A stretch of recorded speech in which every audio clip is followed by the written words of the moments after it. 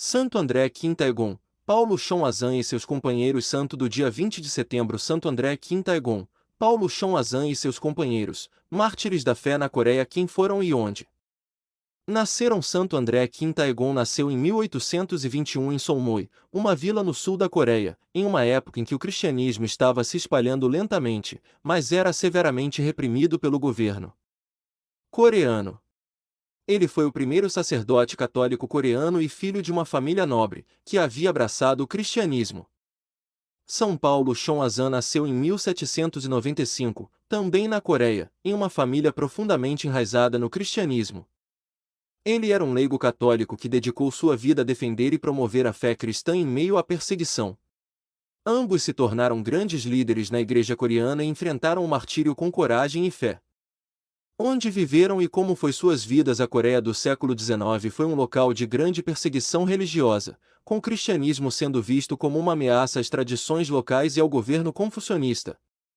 André Quinta-Egon e Paulo Chonazan viveram em meio a esse ambiente hostil.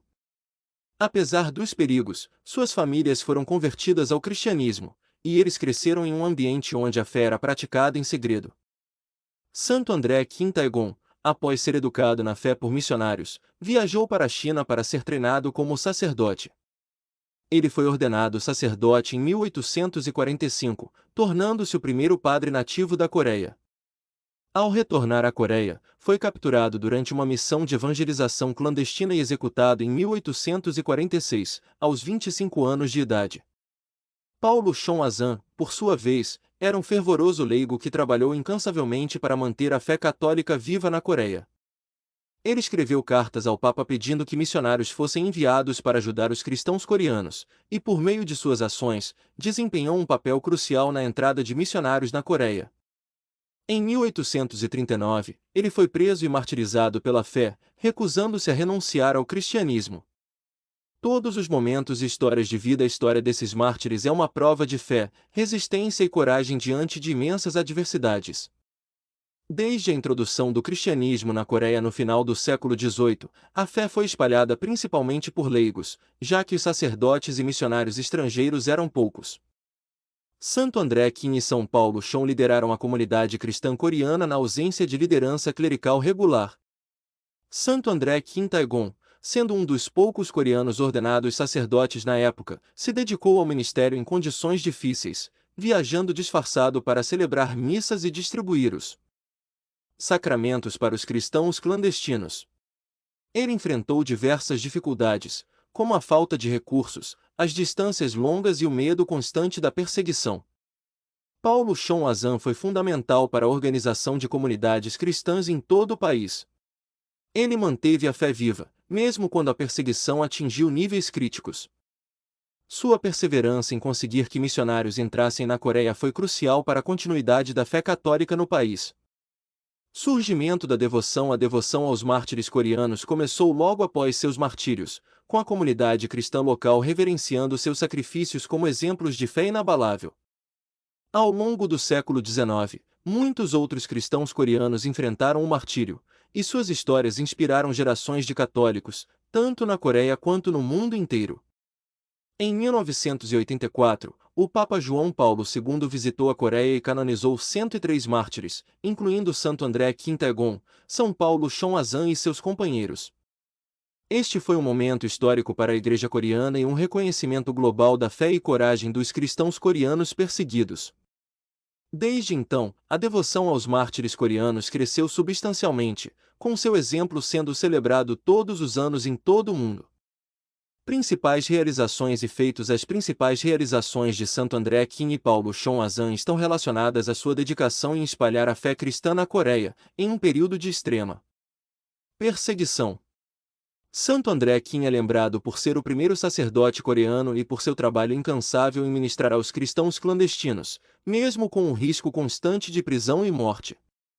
Paulo Chonazan foi essencial para manter viva a Igreja coreana durante as décadas de perseguição. Ele ajudou a manter a estrutura e organização das comunidades cristãs na ausência de clérigos e desempenhou um papel importante na entrada de missionários estrangeiros no país. Milagres e padroeiro. Embora não sejam especificamente associados a milagres póstumos, A vida de fé inabalável desses mártires é em si um milagre espiritual, pois suas histórias continuam a inspirar milhões de católicos no mundo.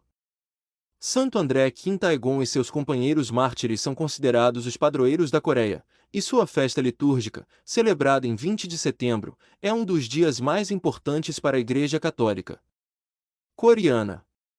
Eles são invocados como padroeiros da perseverança na fé, especialmente em tempos de perseguição e dificuldades. Principal mensagem deixada por Santo André Kim, Paulo Chonazan e seus companheiros mártires é a fidelidade a Deus acima de tudo. Eles viveram e morreram com a firme convicção de que a fé em Cristo era mais valiosa do que qualquer bem terreno, e que a perseguição e o sofrimento eram caminhos para a santidade. Seu exemplo nos ensina o valor do sacrifício pela fé e a importância de nunca abandonar a verdade de Cristo, mesmo em face da morte. Curiosidade: Santo André Quintaegon foi o primeiro sacerdote católico coreano, um marco histórico para a Igreja na Coreia. Paulo Chonazan, embora fosse um leigo, desempenhou um papel tão importante na Igreja que seu nome está ao lado de muitos mártires clericais. A canonização em massa dos mártires coreanos, que incluiu 103 santos, foi uma das maiores cerimônias de canonização da história da Igreja Católica. Santo André Quintaegon, Paulo Chonazan e os mártires coreanos, rogai por nós que recorremos a vós. Pai nosso que estais no céu, santificado seja o vosso nome, venha a nós o vosso reino, seja feita a vossa vontade assim na terra como no céu. O pão nosso de cada dia nos dai hoje, perdoai-nos as nossas ofensas, assim como nós perdoamos a quem nos tem ofendido, não nos deixei cair em tentação, mas livrai-nos do mal. Amém. Ave Maria, cheia de graça, o Senhor é convosco, bendita sois vós entre as mulheres e bendito é o fruto do vosso ventre, Jesus. Santa Maria, Mãe de Deus, rogai por nós pecadores, agora e na hora da nossa morte. Amém. Glória ao Pai, ao Filho e ao Espírito Santo, como era no princípio, agora e sempre. Amém.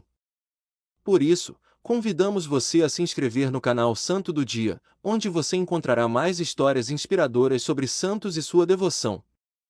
Não se esqueça de ativar o sininho, deixar o like, escrever nos comentários se gostou da história e compartilhar com seus amigos nos grupos de WhatsApp. E lembre-se, Deus te abençoe.